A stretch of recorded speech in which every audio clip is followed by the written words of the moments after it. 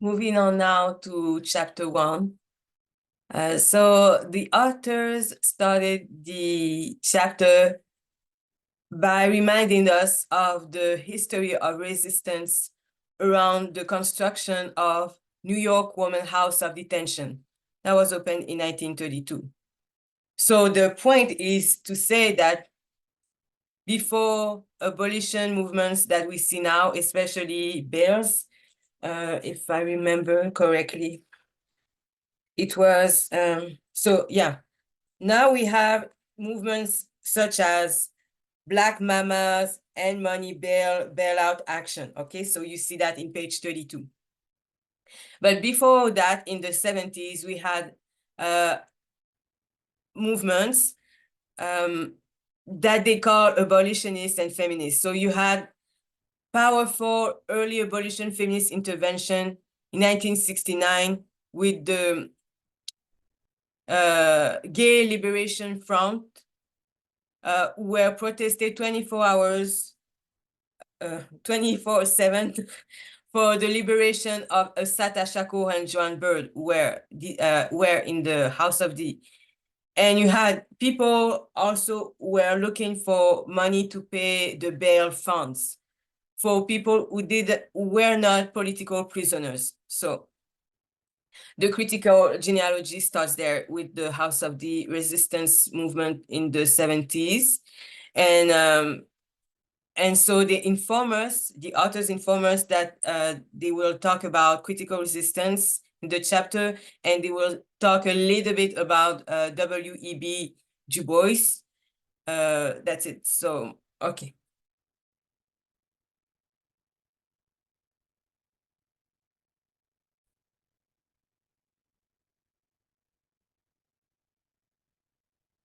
So the section organizing genealogies is a long section. There are a lot of ideas.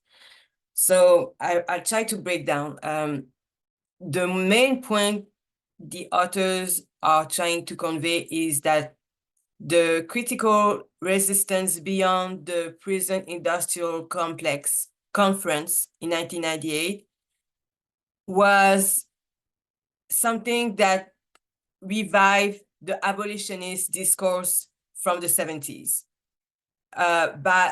And why? Because they tried during that conference to find decarceration strategies while critiquing, while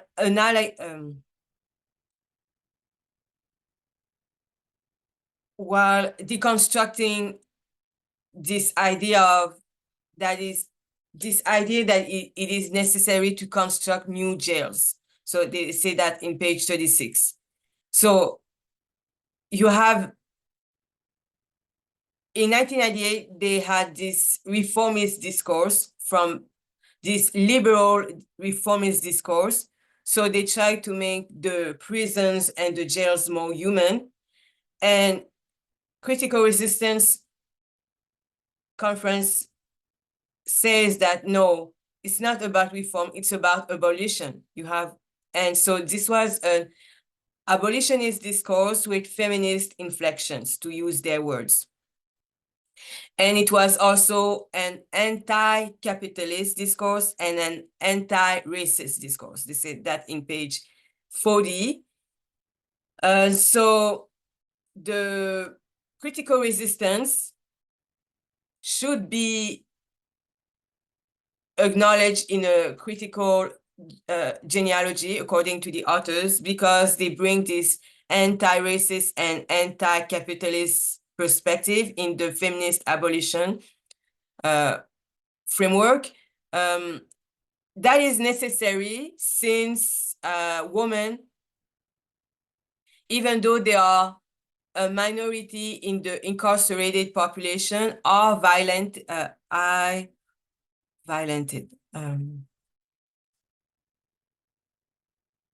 are victims of violence. And also women, they support incarcerated people as organizers and also as support for the family. They say that in page 45. So Critical resistance bring a lot of conceptual tools according to the authors. Of course, 3 of the authors belong to critical resistance. So they say that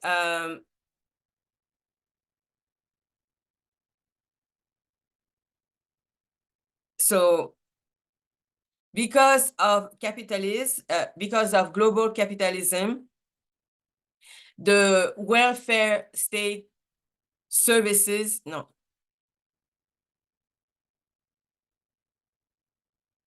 The state welfare services are suppressed because of capitalism.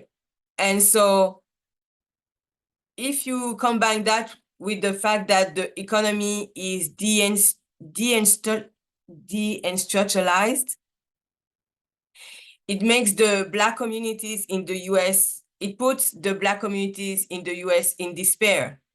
And the solution that the state provide in front of that despair is to criminalize Black race. They say that in page 41. So this is what critical resistance bring in the analysis. And they also bring this idea that the CPS, Child Protection Services from the state, is a way to do some surveillance and police poor families, especially Black families and indigenous families. They say that in page 41. And also, critical resistance offers 2 conceptual tools that are still used now, which is prison industrial complex and abolition. So they say that in page 43. And abolition, they define the concept in page 40. They say that abolition is an analytical framework that sees incarceration as a consequence of social, political, and economic process.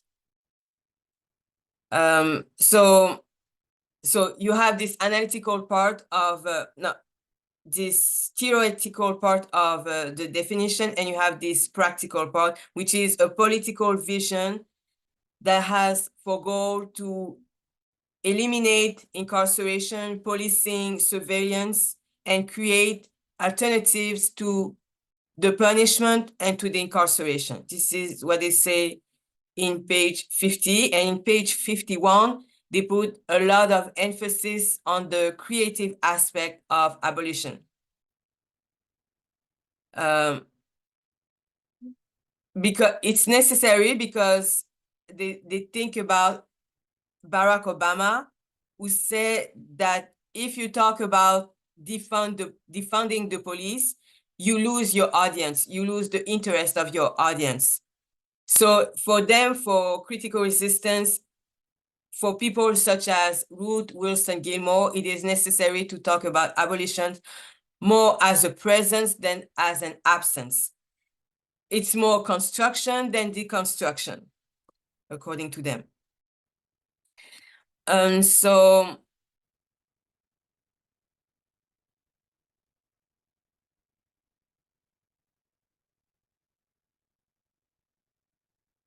there is this link between construction of prisons that you see in the 80s and the 90s and racial capitalism, according to them, page 44. And also the last point is that critical resistance brings in the epistemology the knowledge of the incarcerated. So the incarcerated can testify what is happening to them, and critical resistance will bring that information to their epistemology. And so when they do that, they avoid the charity syndrome.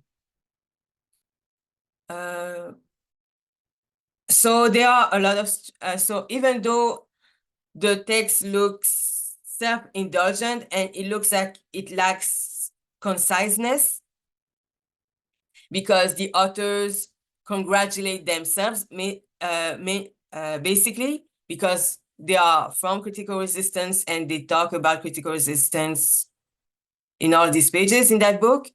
And they give a lot of unnecessary details. For example, during that conference, they pay for the admission of people who didn't have money. So how it is relevant? It's not. Okay. And also, is it necessary to say that in the audience, they were mainly women? Okay, it's not really necessary, but they bring important point to discuss. For example, CPS. It's a form of racial punishment. So do you agree with that or not? I think it's a good question. So it's good to think about carceral systems as a form of surveillance and punishment that goes beyond the prisons and jails. So you have to think about the families also who are subjected to surveillance too with these child protection services. And also there is this link between the violence that women suffered at home and the violence they suffer in jails and prisons by the state. And they see that there is a connection. And I think it seems intuitive to think that, because guardians, jailers, have also a private life, and how they treat their women at home. It will be also reflected in their work if they also have to work with women. So to me, it's intuitive, it makes sense. So it's important to think about violence at home and violence in the public sphere, in the system. Okay. And also another good point is this, the fact that critical resistance challenged this notion of retributive justice and the link between crime and punishment. They do that in page 47, and I recommend that you read that. It's great. And also they say that race explains why people are in jail and not crime. And it's also a good insight. So why so many Black men are in jails? Is it because they committed a crime, or is it because they are Black? So it's page 47. So there are many great elements in that section. So it's page 34 and page 52. So after you went through that big section, the rest of this chapter is really easier to read. I really like that section, crucial antecedents, from page 52 to page 58. I'm going to stop yelling. I'm going to try to, okay. So they talk about the use of the word abolition in the 19th century. So the point is to say that even though there are similarities between racial slavery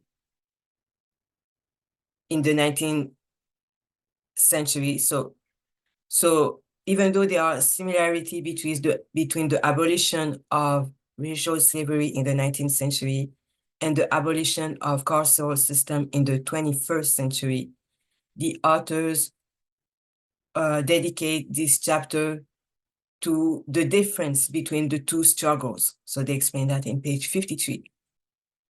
So the point is that the relationship between the two struggles should be seen as genealogical instead of analogical. I hope I pronounced that word correctly.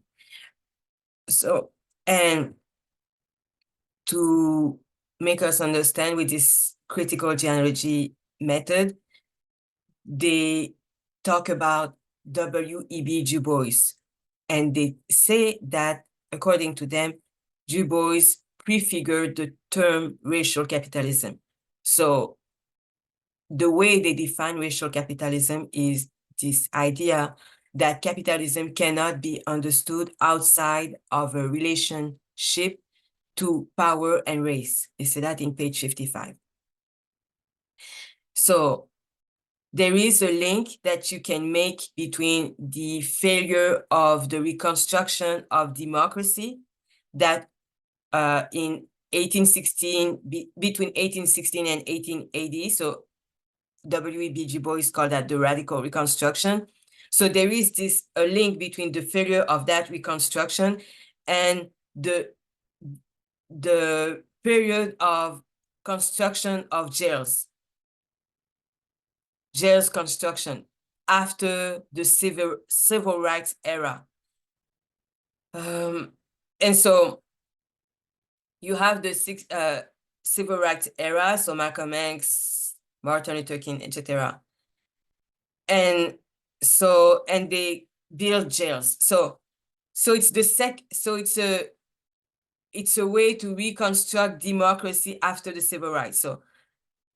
So now they think that we are in the third radical reconstruction of democracy. So the first one was between 1860 and between 1880, so just after the act of emancipation of slavery, okay? And then you have another period of reconstruction of democracy just after the civil rights era. And now we have the third one, which is now, because we are in this defund the police movement, so we are in this abolition movement now.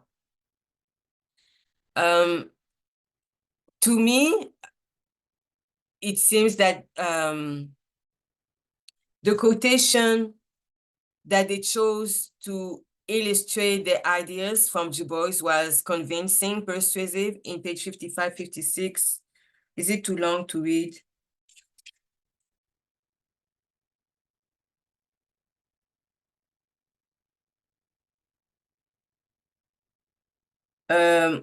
Okay, anyways, Du Bois talks about grotesque profits and poverty, plenty and starvation, and power and democracy staring at each other across world depression. After the rebuilding, whether it comes now or a century later, will and must go back to the basic principles of reconstruction in the United States during 1867 and 1876, land light and leading for slaves, black, brown, yellow, and white, under a dictatorship of the proletariat. So you see that really Du Bois used the same language as Angela Davis, so really proletariat and, capitalism. So, yeah. Okay, anyway, so to me, it seems convincing that there is an accurate reading of Du Bois going on. I think it's from Angela Davis. And I really like also the way Du Bois challenged the notion of human history. If you believe in the interpretation of the authors. So human history is not necessarily something that bend toward justice. So it's neither a teleology, so it's not towards necessarily social improvements. So it's not because we are further in the future that we have progressed. So the human history is not necessarily a history of progress, and it's not a theology either. I think it's compelling to think like that.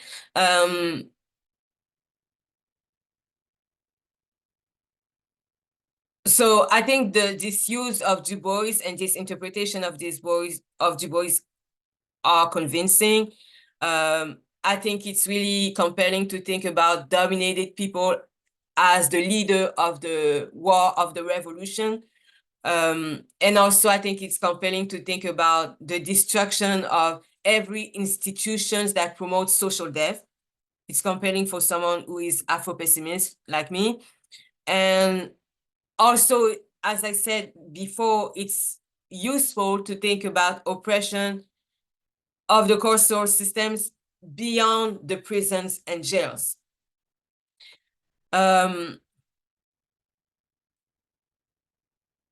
So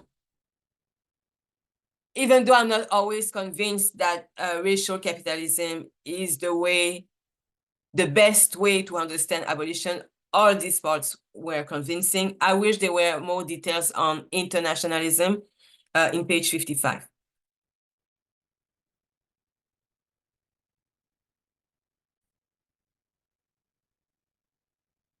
So after that, you have the section Radical Reconstructions, Not Liberal Reforms, from page 58 to page 65.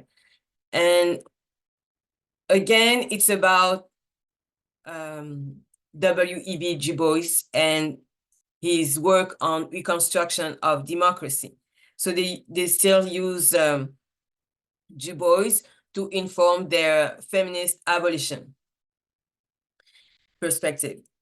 So according to the authors, Du Bois' legacy on our thinking is that we should not ask ourselves how to remove the chains from the slave, from the prisoner. We should not think that because slavery as an institution has been abolished, that Black people are free. It's impossible to abolish slavery without changing society's institutions, according to Du Bois. And therefore, an abolitionist should have a vision of a society that does not need slavery. It's really this notion that prisons should be obsolete. How to make prison obsolete. So they say that in page 59. So if we still think with Du Bois, how to make prison obsolete is to make sure that freed slaves have a land and have education and have a political and economical power. So decarceration is not enough as an answer to mass incarceration. If you go back to now, what we think now, feminist abolition. Destroying jails and prisons is not enough if we leave all the structures in place. So they say that in page 65. So this is the main idea that they try to convey in this section. So if you still think that prison crisis, to use their words, is similar to slavery, which is a mistake to think like that, according to them, you will believe that these small reforms like the First Step Act is sufficient. But even though the state accepts to pardon certain people in federal prisons, it doesn't make a significant difference for all the incarcerated people in the USA. And the prison industrial complex goes further than prison. It's also a surveillance system in families and schools. And it's also in the immigration politics. They say that in page 63. So if you think mass incarceration, if you think mass incarceration as a distinct problem and a distinct racial problem that you only see in US, you will not understand that you can see also this phenomenon in Brazil, Colombia, South Africa. In order to understand this phenomenon in all these other parts of the world, you have to think about racial capitalism. They say that in page 65. What I found compelling in this section is how they challenge the concept innocent. So it's a mistake to use the term innocent to decide who should get out of jail or prison, or who should stay in prison or jail. They say that in page 61. And I think it's really interesting to challenge this notion of innocent when you think that this society is a white supremacy. I think it's logical. If you say this society is white supremacy, what does innocence means? What does innocence mean? But the problem is if I would say there is some limitation in this section is when they talk about Fight Online Sex Trafficking Act. Because there is a difference between policing and punishing sex work and, oh, sorry if I speak loud, and policing and punishing sex trafficking. They say that in page 60. So they just leave it like that. But it's a slippery, how do we say that?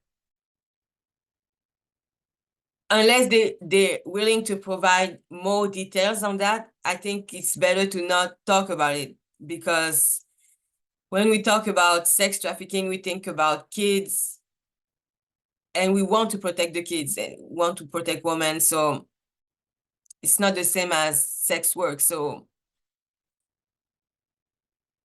it's slippery. It's really dangerous to talk about this like that, the way they talk, like so lightly. It's too, unless you don't want to provide details, don't talk about it.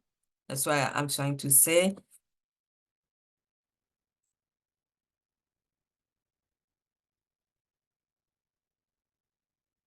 So this section, strategy care, not cops, from page 65 to 72, is about, of course, feminist abolition, but informed this time by disability studies, which is very interesting.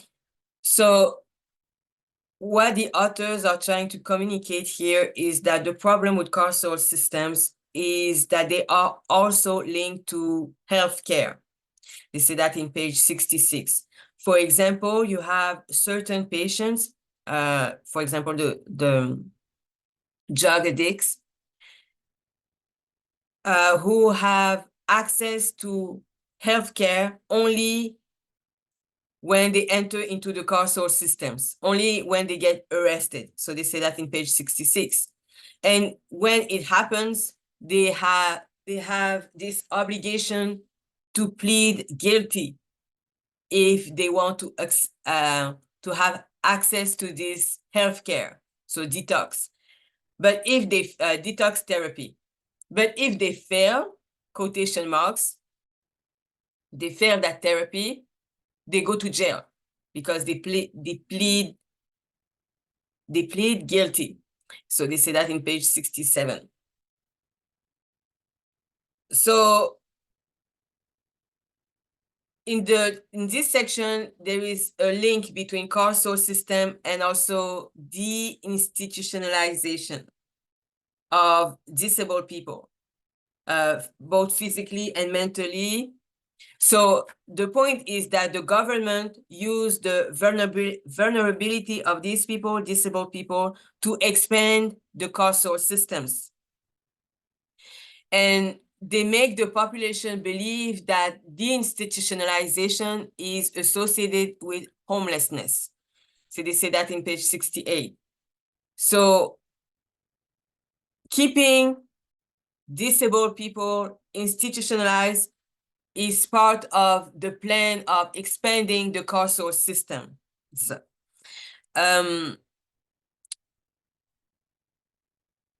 you can see also that the government offered the contract to build an mental health institution for males. So they offered this contract to companies who are used to build jails and prisons, which clearly shows, according to the authors, that this mental health institution is in fact a jail, is in fact a a way to expand carceral systems. So I think the authors clearly show that carceral systems go further than jails and prisons, even though sometimes the reasoning is a little bit weak when it comes to talk about how women are affected by electronic surveillance. I don't remember the page number, but it seems that, okay, women are affected, but still men are more affected by electronic surveillance because they are the ones who are the object of that surveillance. But I don't understand why why this chapter lacks so much of compassion towards men. Okay. And also when they say that the causes of incarceration are poverty, white supremacy, and misogyny. I don't know how to pronounce. So they say that in page 70. My question is based on what? No references. As if it was a truth, irrefutable truth. It's not. Sometimes they lack rigor. And also I didn't understand, that's a question. I don't understand what they are trying to say in this, when they try to problematize the division between public and private. I didn't get it. Even though I understand that it's bad to criminalize Black women who are trying to register their kids to good schools. So they talk about Tanya McDowell, who was convicted of felony for the falsification of records and theft of public education and boundary hopping, page 70. So yeah, I think it's true that it's awful to criminalize that Black mother who's just trying to guarantee a good future for her kid. But I didn't understand all this section, just this I understand. So, okay.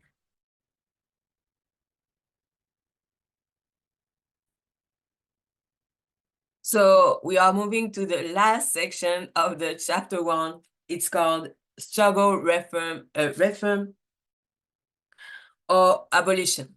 Reform or Abolition.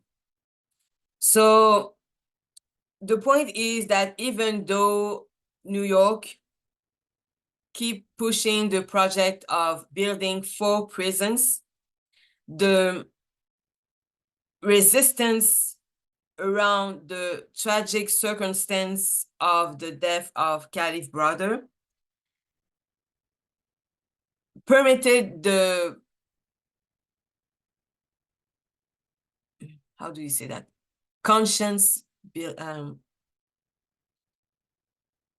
Permitted to build a political conscience in the masses on this notion that carceral systems are not the appropriate answer to society problems.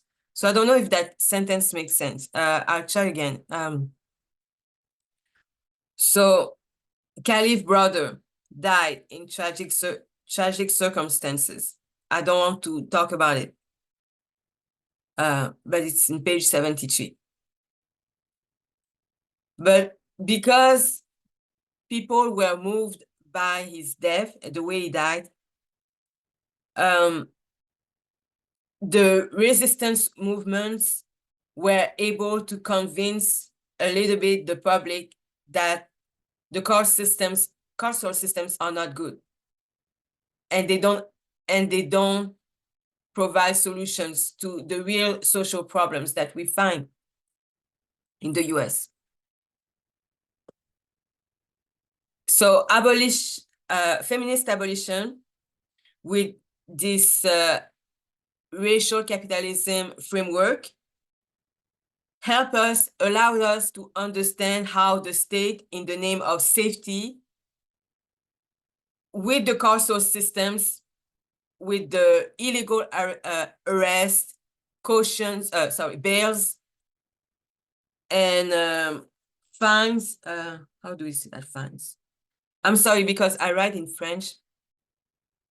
Exploit vulnerable populations. So the state exploits vulnerable population by extracting their money with the bail systems and the fines, court fines. So you can understand that if you use this racial capitalism framework, according to the authors. And also, what they say is that we need feminist abolition perspective because they give us an alternative to these carceral systems with this vision of a society that can be safe if the state provides good resources for the health, mental health, access to education, housing for everybody. So they say that in page 74 and 75. So as I don't know if I said that, but it is a feminist abolition perspective informed by the movement No New York Jails NYC.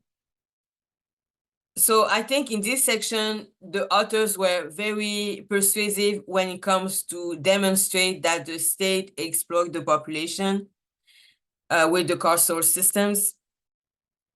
But in general, since this is the last section of chapter 1, I would say that the problem with this chapter is that they put too much emphasis on critical resistance. It's supposed to be a critical genealogy, but it's very suspicious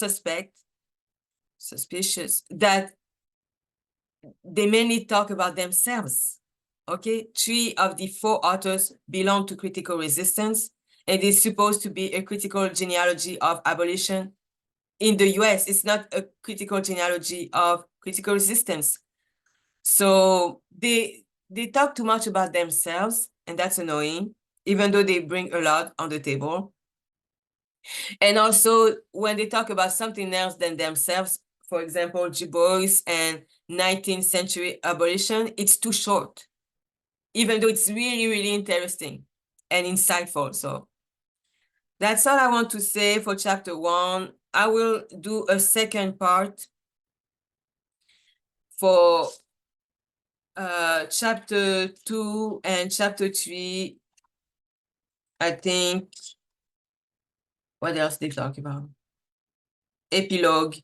So next video will be on chapter 2, chapter 3, and epilogue. I will present a conference on April 26th. So you are invited. If you want to come, I will be happy to see you. And I can't wait to see you in the reading group. Okay, bye.